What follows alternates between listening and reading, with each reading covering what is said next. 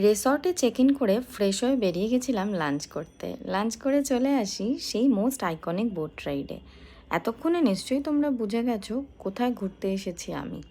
আমি এসেছি ভিয়েতনামের দানাং সিটিতে। বোটে বসে একটা আলাদাই শান্তিপূর্ণ মনোরম পরিবেশের ফিল হচ্ছিল।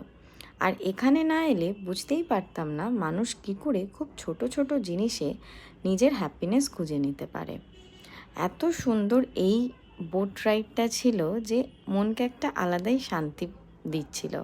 সবাই খুব মজা এবং আনন্দ করেছিল এই বোট রাইডে।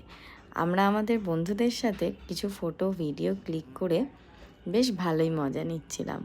আর এই দেখো, এই ছেলেটা আমাদের আনন্দ দেওয়ার জন্য কি সুন্দর করে নিজেকে রিপ্রেজেন্ট করছে। আর খুব সুন্দর স্পটটা ছিল, তো স্পটটা একটু ঘুরে বেরিয়ে ফটোস ভিডিওস ক্লিক করে নিলাম। এইভাবেই আমাদের প্রথম বিকেলটা শেষ হলো ভিয়েতনাম।